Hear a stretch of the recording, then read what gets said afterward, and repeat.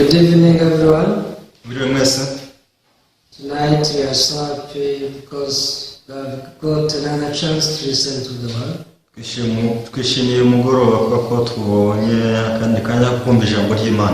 Before we begin, let's pray.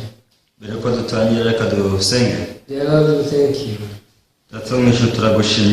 Thank you because of your love and your mercy.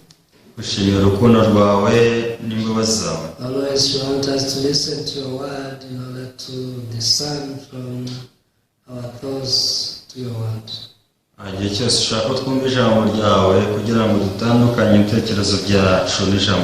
Please guide our time as we begin. Until we finish, bless our hearts. And do not allow anyone to stay as he is or she is before. Because there must be the difference between before and after we receive faith. We thank you and we pray in the name of Jesus.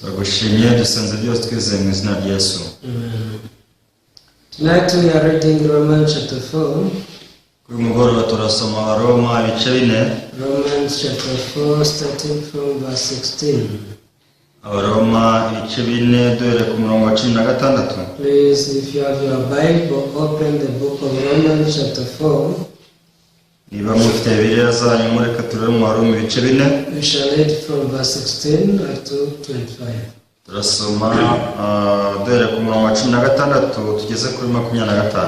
Therefore it is of faith that it might be according to grace, so that the promise might be sure to all the seed, not only to those who are of the faith of the law, but also to those who are of the faith of Abraham, who is the father of us all.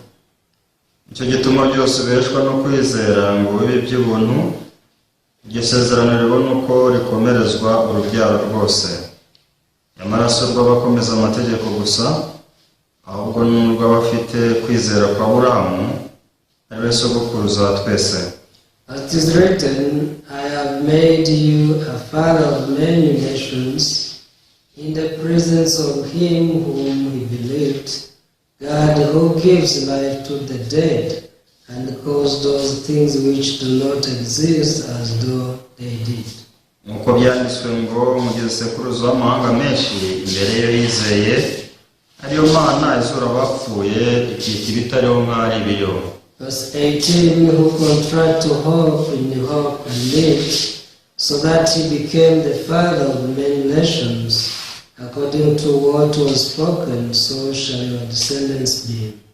Aburahamu yizeraga yiringiye ibitakwiringirwa ngo abe sekuruza w'amahanga menshi, nk'uko byavuzwe ngo urubyaro rwawe niko ruzangana.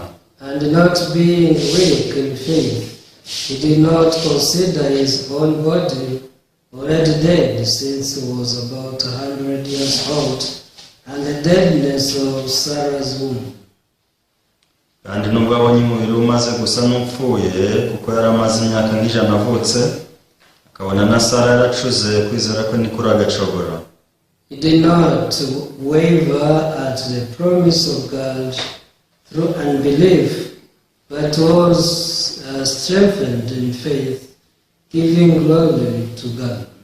Ahubwo abonye isezerano ry'Imana ntiyashidikanishwa no kutizera, ahubwo komezwa cyane no kwizera imbaza Imana. And being fully convinced that what he had promised he was also able to perform. Amenya neza yuko ibyo yasezeranije babasha no kubisohoza. And therefore it was accounted to him for righteousness. Icyo cyatumye bimuhanirizwa no gukiranuka. Now it was not written for his sake alone, that it was imputed to him. Cyakora ntibyanditswe kubwe yuko byamuhanirijwe no gukiranuka, but also for us. It shall be imputed to us who believe in him who raised up Jesus our Lord from the dead. ahubwo no ku bwacu abazabiheshwa nuko twizeye yazuye Yesu umwami wacu, who was delivered because of our offenses and was raised because of our justification. watangiye ibicumuro byacu bakazurwa kugira ngo dutsindishirizwe. Yes, I've read up to verse 25. Tugeze ku murongo wa 25. Before faith and after faith, there is a difference. Mbere yo kwizera na nyuma yaho hari itandukaniro. When we are born, we are led by the Lord. Iyo tuvutse tuba tuyoborwa n'amategeko. Because we are born being under the curse of the world. Kubera ko twavutse turi munsi y'imigenzo, tutwarwa n'imigenzo y'isi. Of course, there is law in the Bible. Birumvikana hari amategeko muri Bibiliya. But also there's the law of the society. Ariko nanone hari amategeko sosiyete yashyizeho. So as we live, we tend to confuse these two laws. Rero mu gihe tubaho usanga twitiranya amategeko. And we think that the law of God is there also to make us perfect. Igasa n'amategeko y'Imana twumva ko yaze kugira ngo tutsindishirize. To make us live good life. Ngo atume tubaho ubuzima bwiza butunganye. But when you check the Bible, the law of God has another purpose. Ariko urebye muri Bibiliya usanga amategeko y'Imana afite indi ntego. Yes, it is good to keep the law of your nation. Ni byiza kubahiriza amategeko y'igihugu cyawe. The law of your society. Amategeko sosiyete yawe yashyizeho. But when you come to the law of God, you have to know the principle of God. Ariko bigiye ku Mana none ugomba kumenya amahame y'Imana. Because that's when you can believe in God perfectly. Icyo gihe nibwo wakwizera Imana mu buryo butunganye. So many people, they confuse faith. Abantu benshi usanga bitiranya kwizera.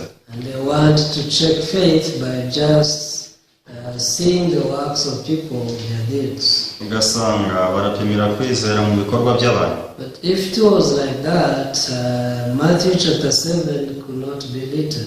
Ariko byari bimeze Mateyo 7 ntihakwirirwa handikwa kuri. Matthew chapter 7 said that we shall know people by their fruits. Kuko haravuga ngo muzamenyera ku mbuto zabo. But what kind of fruits? Ako se ni izihe mbuto? It's not good fruits.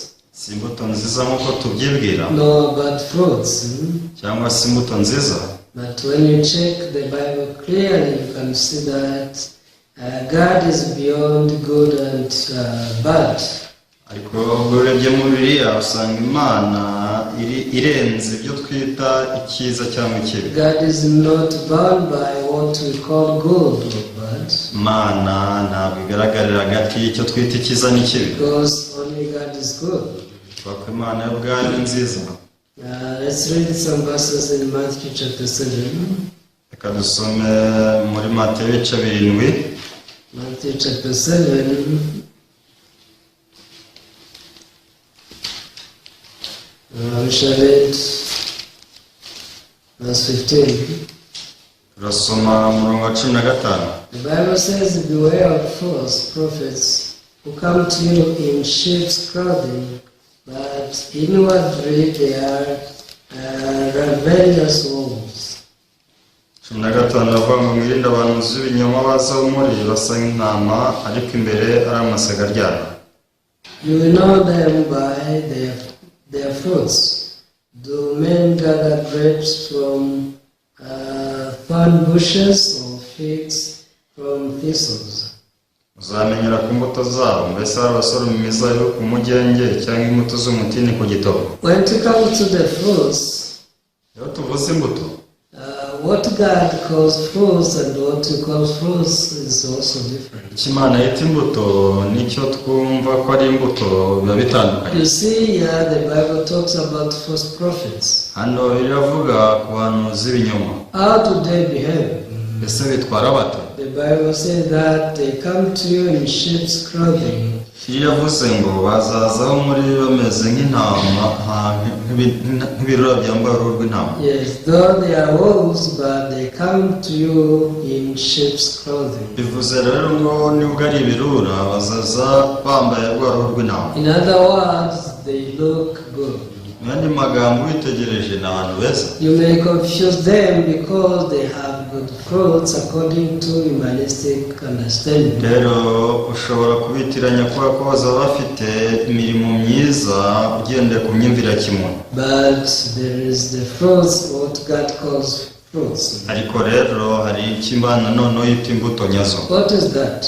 Ni ikihe? When you are a man, you can give fruits and you can give also a child, a man, a human child. Mu gihe uri umugabo, mu mbuto yawe uzatanga hazavamo umuntu. I mean, human gives birth humans. Icyo nshatse kuvuga ni uko umuntu abyara umuntu. And same when you have like a cow, when it gives birth also, it gives birth a cow. Uzabyitegereze neza, niba ufite inka nijya kubyara izabyara inka. And you can say this is the fruit of this cow. Icyo gihe rero uwo mwana tuzavuga ko ari urubuto rw'iyo nka. How can you know that the prophet is a true prophet? Nese uzabyirwa n'iki ko umuhanuzi ari umuhanuzi ukuri? Actually, there is only one way you can know. Hari uburyo bumwe bwonyine ushobora kubitahuramo. Just check his heart and how his follower are. Icyo uzareba ni umutima we, unarebe abayoboke be uko bameze. When I want to know if a pastor is a true servant of God, nshaka kureba niba umupasiteri ko ari umukozi w'Imana ukuri. I have fellowship with his followers. Naganire n'abayoboke be. I have it to know if this is the servant of God. Ngirana ikiganiro n'abayoboke be kugira ngo ndebe niba koko wari umugaragu w'Imana. So once I have fellowship with some of his followers, I can detect if this is the true servant of God or not. Rero mu gihe ndebye abamukurikiye bamuyobotse anaganira nabo byumbasha kumenya koko umukozi w'Imana ari umugaragu w'Imana. How can I know this? Nabimenya nte? Because if a pastor is a sinner, even his followers must be sinners. Kuko niba umushumba umutima wari umunyabyaha n'abayoboke be niko bazaba bameze. But when his followers are righteous, ariko abayoboke be n'insanga rwose bakiranuka. It means that even the shepherd is also righteous. Bivuze ko n'umwungeri wabo ntari umukiranutsi. There are some churches called church, but their followers, they are sinners. Ariko hari amatorero menshi usanga abayuzemo ari abanyabyaha. You know, the church is the body of Jesus Christ. Bivuga ko itorero ari umubiri wa Yesu Kristo. And if Jesus is the head, it means the head is holy. Rero niba Yesu Kristo ari umutwe bivuze ko umutwe ubwawo wera. So what about the body? Ese ubwo umubiri wo bite? Of course, the body must be also holy. Uko bikwiriye nuko umubiri nawo ugomba kuba wera. But think about some churches. They say that they are church, but they are sinners.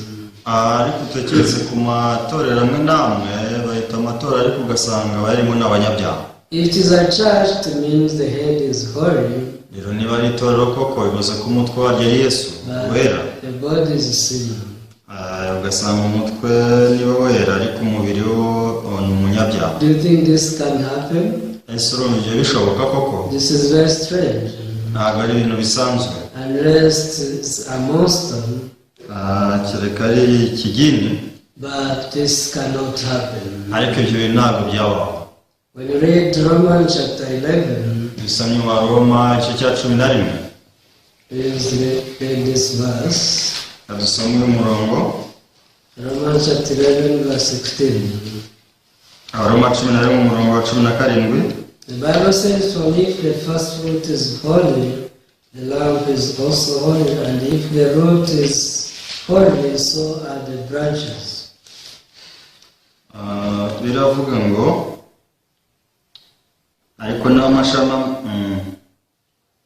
umurongo wa 13 avuga ngo ubwo ifu y'umuganura ari yera nirobe naryo nuko iri kandi ubwo igishyitsi ari icyera n'amashami nayo nuko ari. Yes.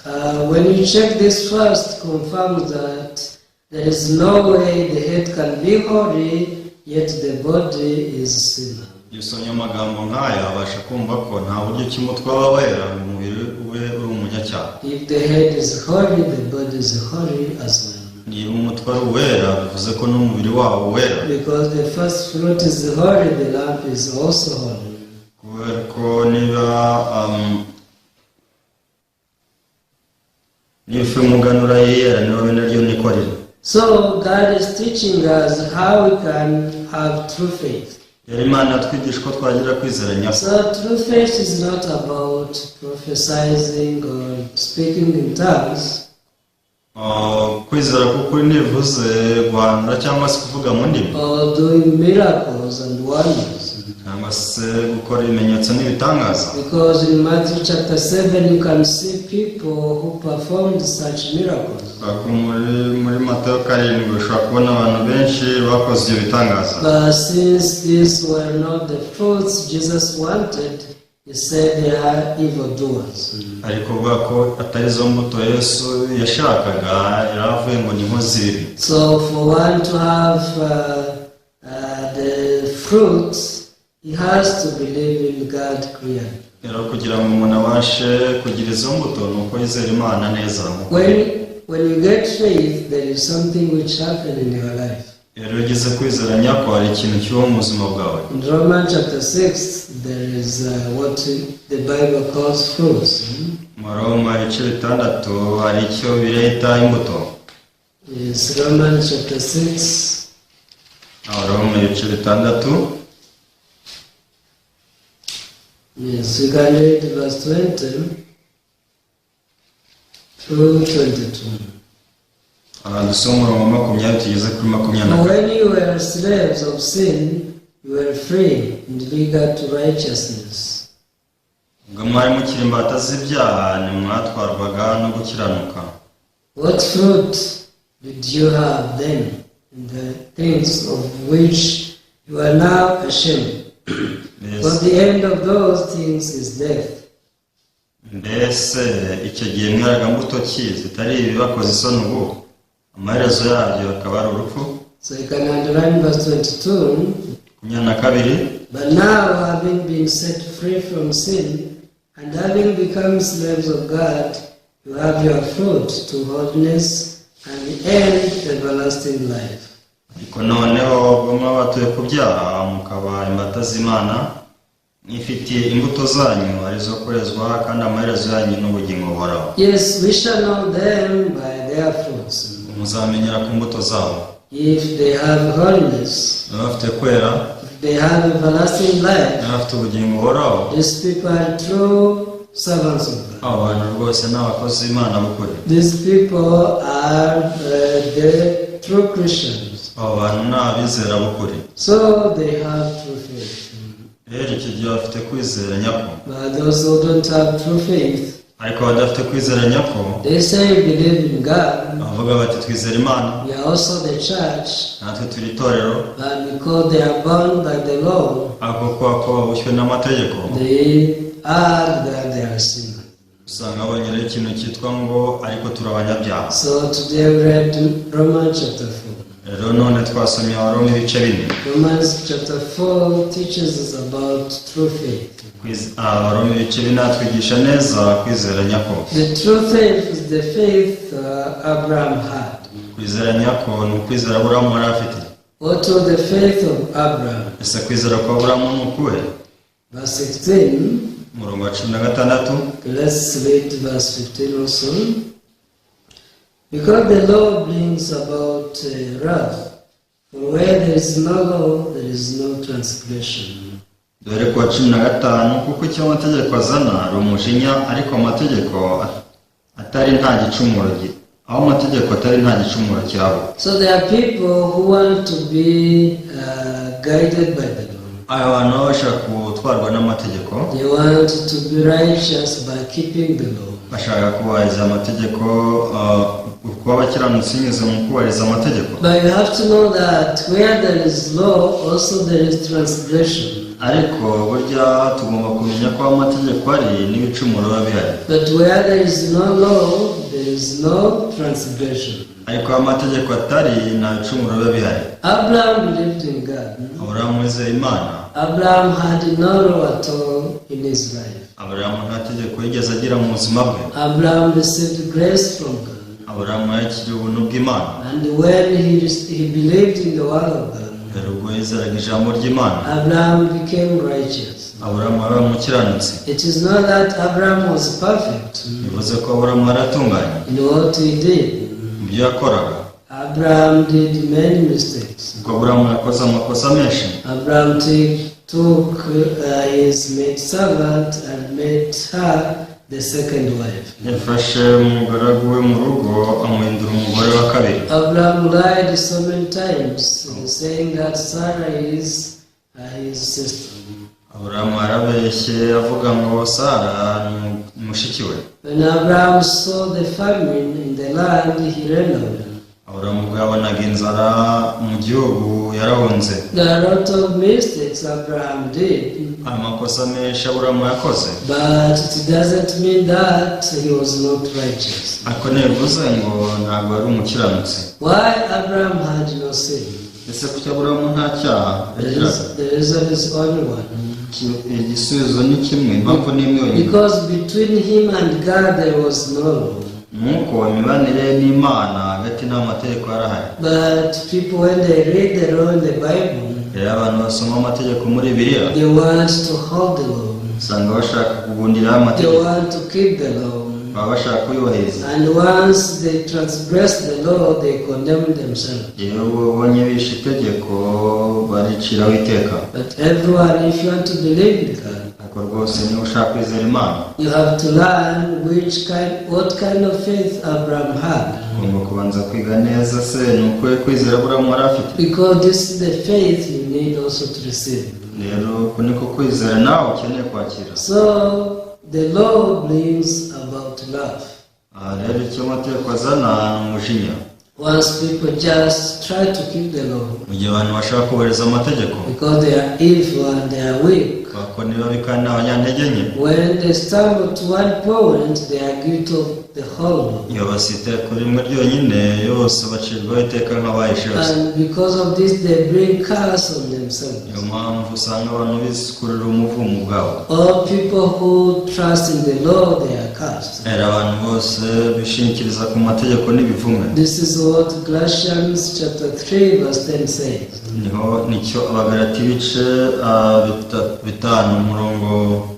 Galatians chapter 3 verse 10. nicyo Abagalati ibice bitatu umurongo wa 10 atubwira. All people under the law, they are cursed, iravuga ngo abarengera imirimo itegetswe n'amategeko bose n'ibivumwe, because they always stumble on the law. bako igihe cyose bahora basitara ku mategeko. And if you break one law, rero itegeko niyo ryaba rimwe, even if you don't break it, just stumble on it, nubwo rwose waba wargisha utabishaka wasitaye you gusa, are guilty of the whole law. icyo gihe bacirwa urubanza nk'uwahishe yose. Why is it like this? ese kuki ari uko bimeze? Actually, the law is like a ring chains. ubundi amategeko twavuga ko ari nk'umunyururu, nk'udusaro tw'umunyururu. When you see how a ring chain is made, iyo urebye uburyo ki umunyururu ukozwe, it has some rings like this. ugiye ukozwe n'impeta. So if you take the whole chain rero iyo ufashe umunyururu wose and you hang on the ceiling, ukawushumika hejuru kuri plafond, how many rings should you cut in order to fall down? ese winaganitseho ubwo haba hakenewe impeta zingahe zo wakata impeta zingahe kugira ngo witure hasi? Actually, one is enough for you to fall down. kuba impeta imwe yavamo byonyine birahagije ngo witure hasi. So people try to go to heaven by just keeping the law. They are like people who want to climb on this chain. abantu bashaka kujya mu ijuru binyuze mu mategeko bameze nk'abari kurira bakoresheje no munyururu. So they try to climb one ring, second ring, bagerageza ya mbere, impeta ya kabiri, but one day they fall down. ariko umunsi umwe ugasanga baraguye. In the Bible there are 613 laws. bivugwa ko ifite amategeko 313. So even if you keep 612 laws, metero 300 nubwo wayubahiriza neza, if the last one is cut, irya nyuma uryishe, you can only fall into a fire. nawe umuntu ugomba kugwa mu rutazima. Everyone, when all the people can go to heaven by keeping the law. Rero turabantu batabasha kujya mu ijuru binyuze mu kubahiriza amategeko, Not because keeping the law is bad, si uko kubahiriza amategeko ari bibi, but because we are unable to keep the law. ahubwo ikibazo ni uko turi abantu batashoboye kubahiriza. Therefore God prepared for us the grace. Imana Imana tugeneye ubuntu. Verse 10, Murongo 16. therefore it is of faith that it might be according to grace, so that the promise might be sure to all the seed, not only to those who are of the law, but also to those who are of the faith of Abraham, who is the father of us all. Icyo gituma byose beshwa no kwizera ngo bibe iby'ubuntu. Iryo sezerano ribona uko rikomerezwa urubyaro rwose, amaraso rw'abakomeza amategeko gusa, ahubwo n'urwo bafite kwizera kwa Aburahamu, ari we sogokuruza wa twese. Everyone, the Bible is very accurate. Rero Bibiliya irahamye irasobanutse. So if you choose to follow the way of the law, rero isemo gukurikira inzira y'amategeko, make sure you keep the whole law, the whole of your life. ugomba kumva ko ugomba kubahiriza amategeko yose uko yakabaye kandi ubuzima bwawe bwose. But who can do this? Ese ni nde wabikora? No one. Ntawe. Even Moses, who brought the law from the mountain Sinai, na Mose wazanye amategeko avanye ku musozi Sinayi, also he broke the law. rwose nawe yarayishe. Who are you to keep the law? Ese urinde wo kubahiriza amategeko? Even our ancestors broke the law. Kubona abakurambere bacu yarabananiye. That's why God promised us another covenant. Niyo mpamvu Imana yaduhaye indi sezerano, That is the new covenant. ariryo sezerano rishya. And this new covenant matches with the faith of Abraham. Rero isezerano rishya rihuye no kwizera kwa Aburahamu, Because Abraham believed in God and he became righteous. kuko Aburahamu yizeye Imana ahinduka umukiranutsi, Not through his works, but through the works of God. bitanyuze mu mirimo yabo, binyuze mu mirimo y'Imana. From that time he could testify that he is righteous. Kuva icyo gihe atangiye guhamya ko akiranuka, He could testify that he is Abraham atangiye gutanga ubuhamya ko ari Aburahamu, as father of many nations. bisobanura isekuruza w'amahanga menshi. Though he had no son, Nubwo nta mwana yagiraga, but he believed in God. ariko yizeraga Imana, And he confessed, I am the father of many nations. kandi agahamya ko ari sekuruza w'amahanga menshi. I am righteous. Ndi umukiranutsi. Why? Kubera iki? Verse 18 says, Umurongo wa 18 wavuga ngo, who contrary to hope, in hope believed, so that he became the father of many nations, according to what was spoken, so shall your descendants be. Aburahamu yizeraga ibitari kwingirwa, yizeraga yiringiye ibitakuringirwa ngo abe sekuruza w'amahanga menshi, nk'uko byavuzwe ngo urubyaro rwawe niko ruzangana. Yes, the Bible says, contrary to hope, in hope he believed. Biravuga ngo yizeraga yiringiye ibitakwiringirwa. Everyone, we are not the people who can understand how we became righteous. Bose turi abantu batakumva mu bitekerezo byacu uburyo ki twabaye abakiranutsi. How can we say that you are perfect? Ese koko ni gute umuntu avuga ngo aratunganye? How can we say that you are holy? Ese ni gute umuntu avuga ngo arera? We are as righteous as Ngo Jesus. turi abakiranutsi nka Yesu? This is impossible. Ibi rwose ni ibintu bidashoboka, This is not understandable.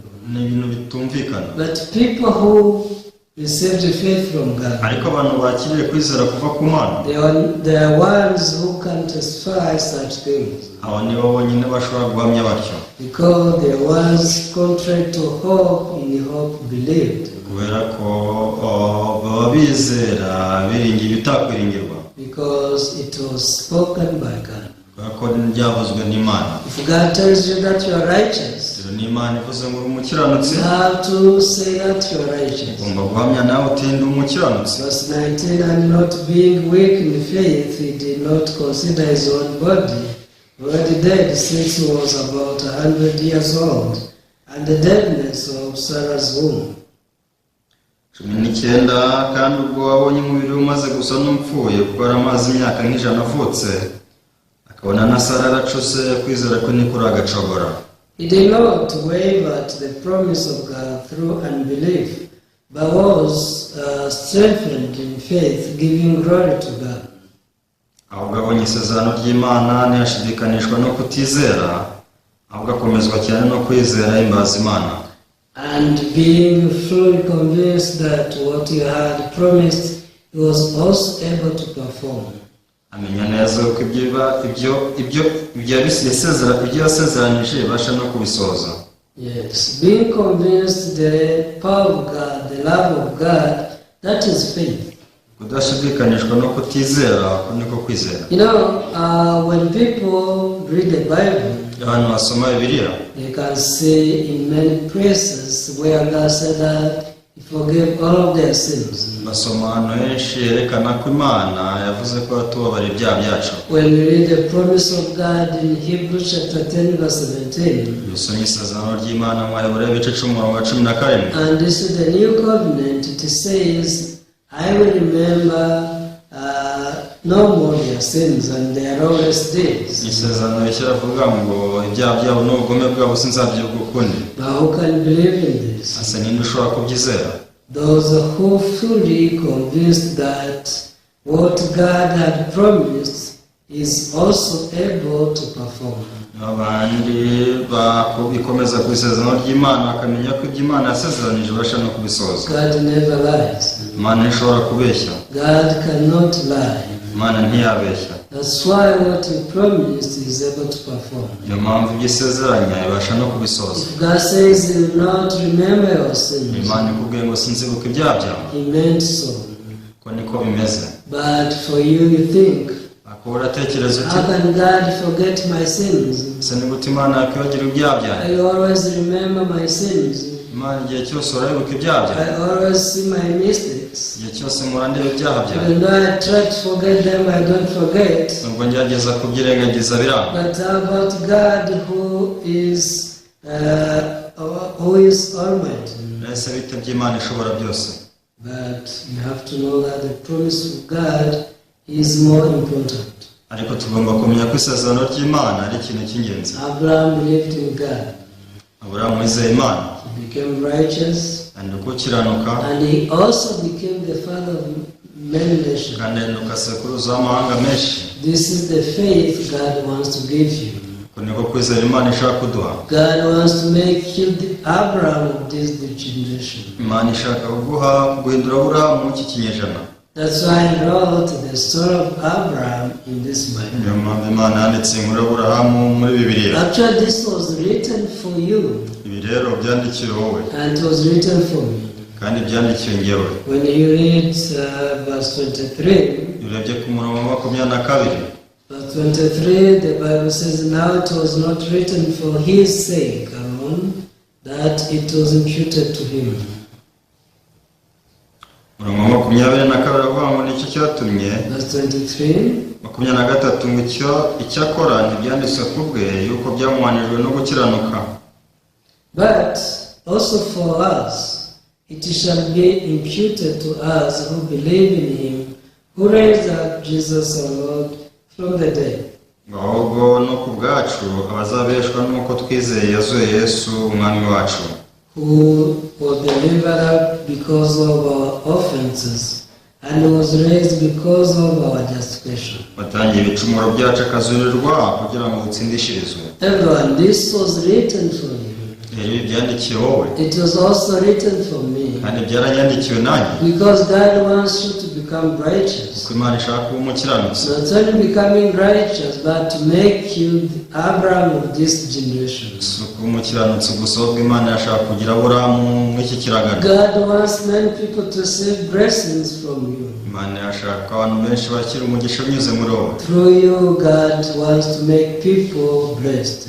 binyuze muri wowe Imana yashaka guha umugisha abantu benshi. That's why I wrote the story of Abraham for you. niyo mpamvu Imana yakwandikiye inkuru y'Aburahamu, It was written for you and for me, yandikiwe wowe nanjye, so that you can know that you are righteous. kugira ngo tubashe kumenya ko turi abakiranutsi. Not because of what you do, si ibyo twakoze, but because of what Jesus did. ntabwo ni uko ibyo Yesu yakoze, Because God delivered him for us, kubera ko Imana yaramutuzuriye and he was delivered for our offenses and was raised because of our justification. kandi yazuriwe kugira ngo dutsindishirizwe. That's why we are righteous. Niyo mpamvu turi abakiranutsi. Jesus was not raised up.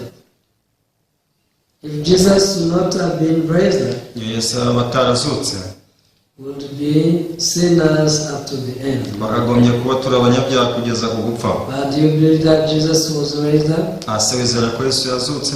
If you believe so, Niba ubyizera, you have no sin at all. nta cyaha rwose ufite, You are righteous. uri umukiranutsi, You are perfect. uratunganye, Because he was raised because of our justification. kubera ko yazuriwe kugira ngo dutsindishirizwe. Yes, when he died because we had sins. Impamvu yapfuye ni uko yari afite ibyaha, But after paying for our sins, he rose up. ariko amaze kwishyura ibyaha byacu arazuka, Because we were already justified. kubera ko twari tumaze gutsindishirizwa. Everyone, you are justified.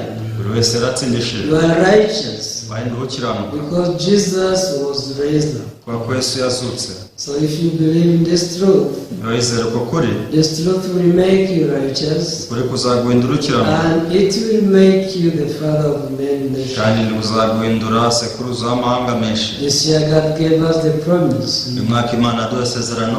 You can read this verse in Genesis chapter 28.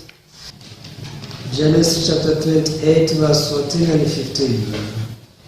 Itangiriro 28:14-15. The Bible says, also our descendants shall be as the dust of the earth. You shall spread abroad to the west and the east, to the north and the south. And in you and in your seed all the families of the earth shall be blessed. Behold, I am with you, and I will keep you wherever you go, and I will bring you back to this land. For I will not leave you until I have done what I have spoken to you. Urubyaro rwawe ruzahana n'umukungu wo hasi, uzakwira iburengerazuba n'iburasirazuba n'ikasikasi n'ikusi, kandi muri wowe no mu rubyaro rwawe nimo imiryango yose yo mu isi izaherwa umugisha. Dore ndi kumwe nawe, nzakurindira aho uzajya hose, kandi nzakugarura muri iki gihugu, kuko ntazagusiga ntarakora ibyo nkubwiye. Yes, when Abraham received faith, also his children were able to be blessed. Aburahamu ubwo yakiraga isezerano ry'Imana, n'urubyaro rwe rwabashije guhabwa umugisha. Isaac also received his faith, even Jacob received his faith. Yaba Isaka yakiriye kwizera ndetse na Yakobo. And when we receive their faith, we can also live their lives. Nk'uko rero natwe twakiriye kwizera kwabo twabaho nk'uko babayeho. So the promise of God in the Bible was written for you. Rero amasezerano muri Bibiliya niyo yandikiwe. God said, your descendants shall be as the dust of the earth. Urubyaro rwawe ruzangana n'umukungu wo hasi. Because you shall spread abroad to the west and the east, to the north and the south, and in you and in your seed all the families of the earth shall be blessed. Uzakwira iburengerazuba n'iburasirazuba n'ikasi n'ikusi, kandi muri wowe no mu rubyaro rwawe nimo imiryango yose yo mu isi izaherwa umugisha. So once we gain the faith of Abraham, rero turamutse twakiriye kwizera kwa Aburahamu, not only become righteous but also become the blessing to all people. so kuba nka Aburahamu gusa, ahubwo twahinduka umugisha kuri bose. Yes, become righteous kuba abakiranutsi, and become also Abraham of this generation. tukaba na Aburahamu muri iki kiragano. I hope that you trust in the promise of God. Ngiye kwa kwizera isezerano ry'Imana. Tonight I will speak up to you. Nsoreze hano Let's pray. dusenge. Father God, we thank you. Data mu ijuru turagushimye. Father, if people could know the faith of Abraham, all the earth, all people, all nations would become righteous. Gusa abantu babashije kumenya isezerano rya Aburahamu, isi yose abantu bose bahinduka abakiranutsi. But while some people say that they are still sinners, Ase kuki abantu bakomeza kuba abanyabyaha? this is because of unbelief. Kubera kutizera. They don't believe in the promise of God. Ntabwo bizeye isezerano ry'Imana. They don't believe in the written word of the Bible. Ntabwo bigeze bizeye ijambo ryanditse muri Bibiliya. They just say that they are church, yet they confess that they are sinners. Bahamya ko ari itora ariko bakatura ibyaha byabo buri munsi ko ari abanyabyaha. But if they would be the church, actually they would be righteous. Ariko mu by'ukuri bakaba itorero nyaryo bakaba ari n'abakiranutsi. But allow people to think about their spiritual life. Bemera abantu bose bongera batekereze ku buzima bwabo bw'umwuka. Let them check what kind of faith they live with. Babashe gutahura neza kwizera babana nako uko ariko. Because once we receive the true faith as Abraham's, Ko turamutse twakira kwizera nyako nk'uko Aburahamu, we can testify that we are righteous. tubasha guhamya ko dukiranuka. Not only that, but we can also testify that we are the father of many nations. Si ibyo gusa kandi tubasha guhamya ko turi basekuruza w'amahanga menshi. And through this faith, you can work accordingly and bless all people through us. Nuko kwizera rero wakora kandi ugamugisha benshi bize muri twe. I pray that tonight you may bless all brothers and sisters Buri mugoroba ndasenga ngo umugisha bene data bose, and allow them to have faith that they are the Abrahams of this generation. babashe kwizera ko ari Aburahamu b'iki kiragano. And allow all viewers also to have the same faith. Kandi n'abakurikiye bose babe kwizera nk'uko. In the name of Jesus I pray. Dusanze twizeye mu izina rya Yesu. Amen. Thank you very much. Murakoze cyane. See you next time. Nawe utaha.